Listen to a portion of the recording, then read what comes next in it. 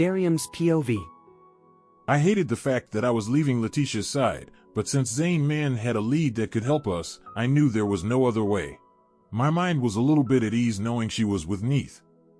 Nico, Devlin, and I both made our way to my study, where Zane was waiting along with a man dressed in Hayatia attire. My thought was to blend in. He bows when he sees me, and I respond with a head nod, making my way over to my seat. "What news do you have for us?" I asked, going straight to the point. "Were you able to find out who the mysterious woman is and if she happens to fit the description of the handmaid?"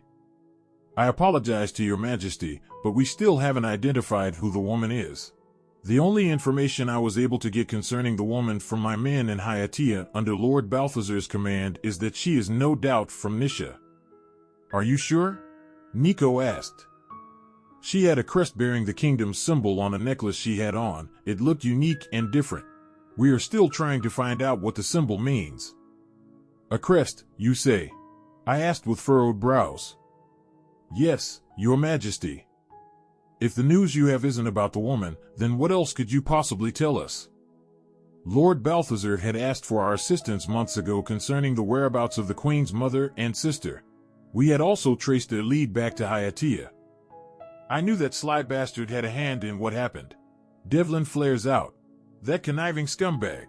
His hand was clenched in a fist.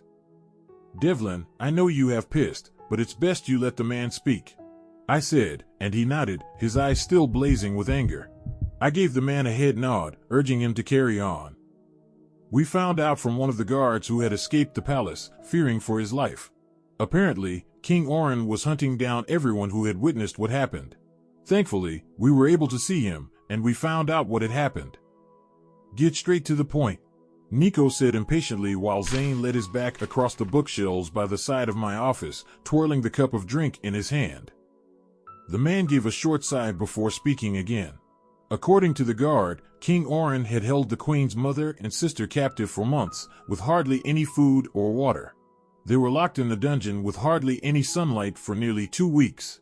That was until the queen's mother called on him, requesting an audience with him. She kept saying she could grant him something he wanted if he could only listen to her. Her words did catch his attention, so he brought her to him. He wasn't sure what the discussion was about, but whatever she said earned her freedom. She had been released from the dungeon and given a room in the palace to reside in, but the princess... "What about Katrona?" Devlin asked, and I could hear the fear in his voice as he inquired about what had happened to his sister. The man looked hesitant to talk and had a look of sadness with pity in his eyes as he looked at the young king. She was left in the dungeon for months. King Orin had given orders to the guards to do whatever they felt pleasing to do. He paused, taking a deep breath. I heard the princess had been raped by them, each taking turns, and it was so frequent that it became nearly every hour and day. And what was even more shocking was that the former queen of Ehades was aware of what was going on with her daughter and had asked for her to bear it since it was a small price to pay for their freedom. "That witch!" Devlin yells, picking up a lamp as he smashes it to the floor. "I'm going to kill her in the most painful and excruciating way she could think of. I'm going, fuck." He screams out, punching the wall. "I never knew someone could be this evil," Zane says, baffled. "I understand her hate towards Letitia, since she hadn't birthed her, but to do this to your own child, one must be seriously sick and evil to commit such an act. God, I hope she rots in hell. Death will be too easy for her. When I'm done with her, she would wish for me to put her out of her misery."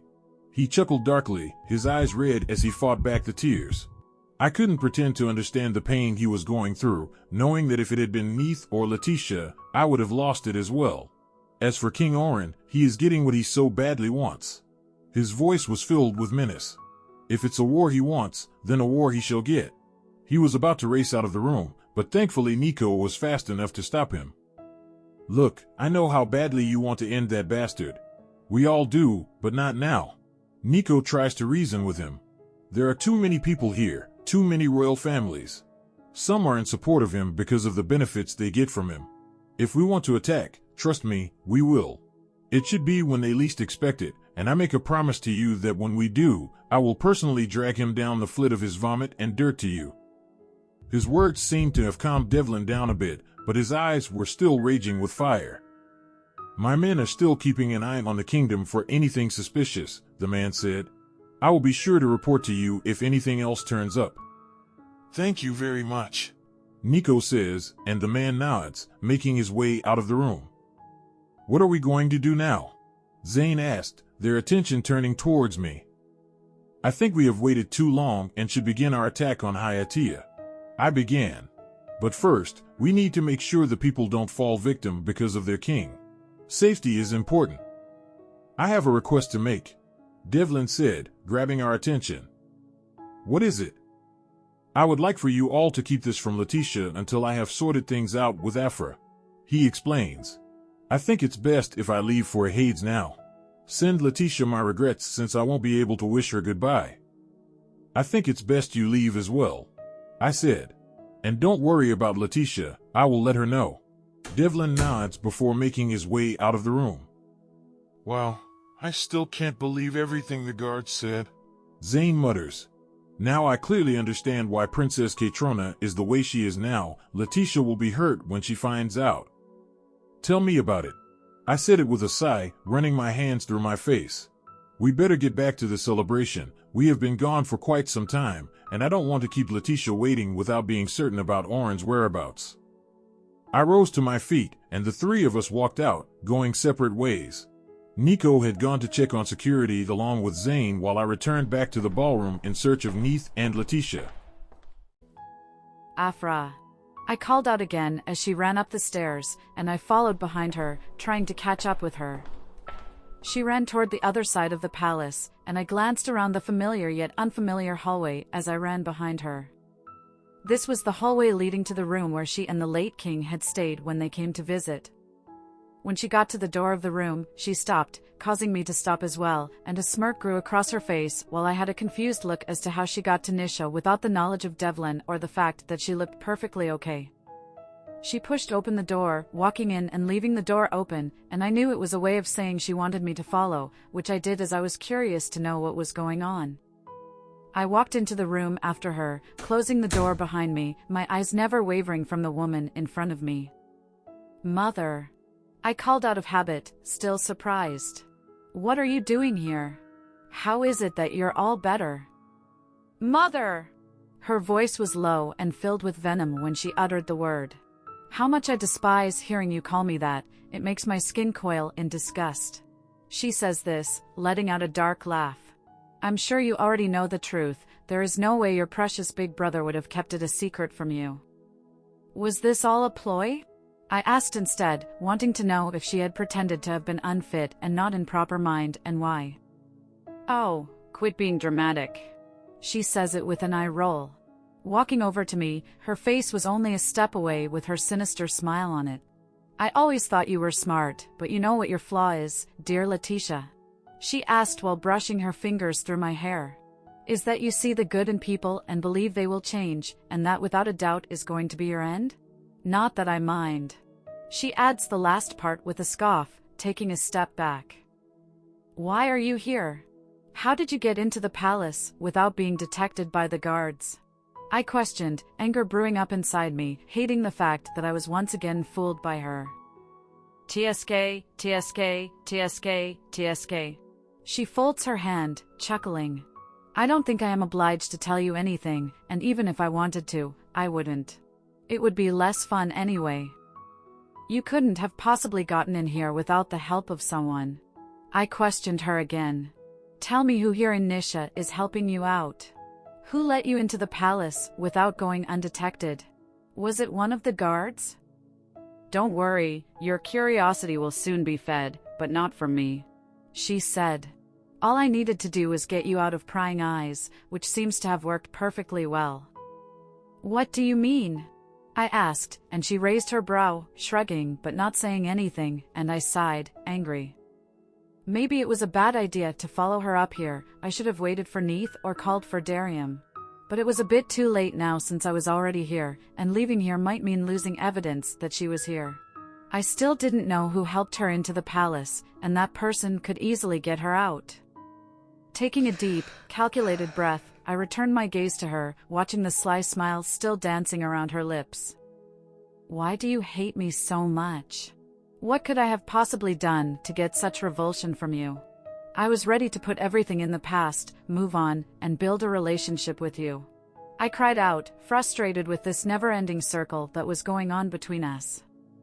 Oh, please, spare me the whines and fictitious tears. She said it with no hint of remorse. There is not a length I won't take if it means bringing you down. I didn't think it would be this easy, dragging you here and away from the guards. Then again, you are so easily fooled. What do you mean by that? I asked, and she chuckled darkly. Why don't you look behind you then? What?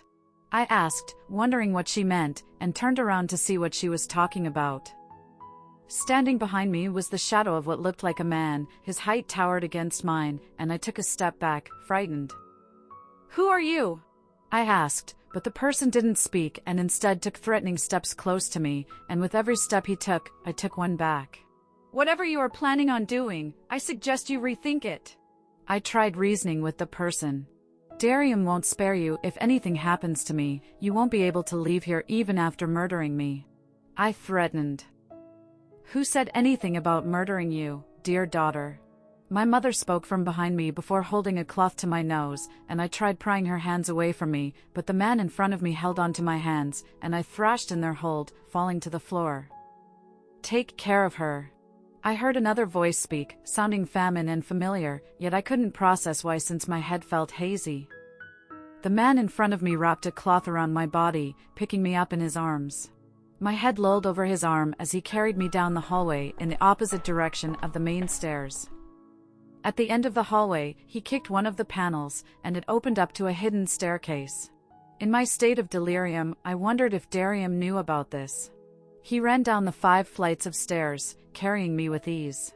Then he moved around the castle, keeping in the shadows. Let me go, Darium won't spare you. My voice sounded slurred and incoherent as we got outside the palace, but the man didn't seem threatened but instead laughed darkly before walking a carriage that seemed to have been waiting, hidden in the shadow of the night.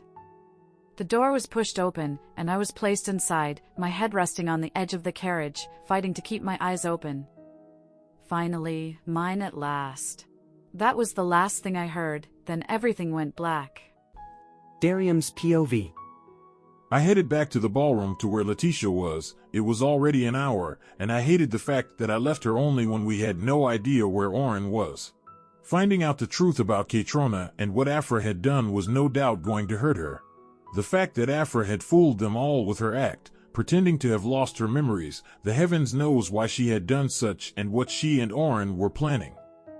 Hurriedly, I walked into the ballroom, which was still vibrant with people partying and celebrating. My eyes scanned through the crowded room, trying to spot Letitia while going through the seas of people present, some of whom came up to me to congratulate me. I gave them a nod, not hanging around, my gaze wandering around the room with my brows creased together. Spotting Katrona and Letitia's new friend, Zakai. I walked over to them, and both their attentions shifted from the twins to me. Their brows creased in confusion, with Zakai rising to his feet. What seems to be the problem, King Sviatoslavic? He asked, gulping. Have you seen Letitia? Letitia? His brows furrowed as he turned to look at Katrona, who was already staring back at him in worry, and the both of them both shook their heads in response. We haven't seen her. Your Majesty Gareth, who was tasked with watching the twins, rushed over to me. I had last seen the Queen with King Oren. Oren is here? My eyes moved around the ballroom for the 5th time, not spotting him. Where is Neith? His brows creased. I have no idea. He says. I had tasked some guards to watch over the Queen upon spotting King Oren. I feel my hands clenched together, my heart rate escalate at the possible thought of something happening to her. And where the fuck was Neith? The fury brew in my eyes. I had told her not to leave Letitia's side, and she had swore not to, so where the fuck was she? Heaving out a sigh, my hands run frustratedly over my hair, while I tried not to draw in the crowd. Take the twins back to their nursing chamber and do not leave their side even for a moment. I ordered, racing out of the ballroom where I bumped into Nico and Zane, who were making their way back to the ballroom.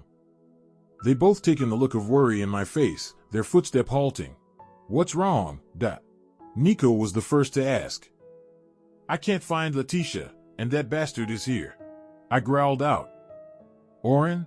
Zane questioned, and I gave an angry nod. Shit, what about Neith? I fucking have no idea where she is. Relax, maybe she is with Letitia. I will have the guards search round the palace. Why don't check your chamber first? Nico suggests. Him and Zane gave a nod, sprinting into action, while I ran up to our chamber. My heartbeat increased with every step I took, and I prayed within me that she was safe and out of harm's way. I burst open our chamber door, only to find it empty with no sight of her. Then I ran as quickly as I could into every room that I could cover in this wing, and she wasn't there either. I searched the garden, library, and any other place I could think of, yet I still wasn't able to find her. I rushed back to the first floor of the palace, the guards running around all in search of Letitia and Oren. No one had been able to spot him since Letitia and Neith went missing. Nico and Zane raced back to me, and I took in the concerned and devastating look on their faces. Did you find her? I asked, praying they would say yes. I'm afraid not, Darium. Nico answers, his words make me stumble back in fright. But there is something I think you need to see, he says, just as the guards began carrying 3 bodies out from the east wings. I feel the sweat build up on my forehead, and my breath trembles when they lay the bodies on the floor. The clothes that were used to cover them were brought down to their necks, giving me a view of their faces. I take in the sight of the 2 guards who had been tasked with watching over Letitia, their necks slashed open. My eyes moved from them, settling on the 3rd body, and they widened when I recognized the body to be Afra.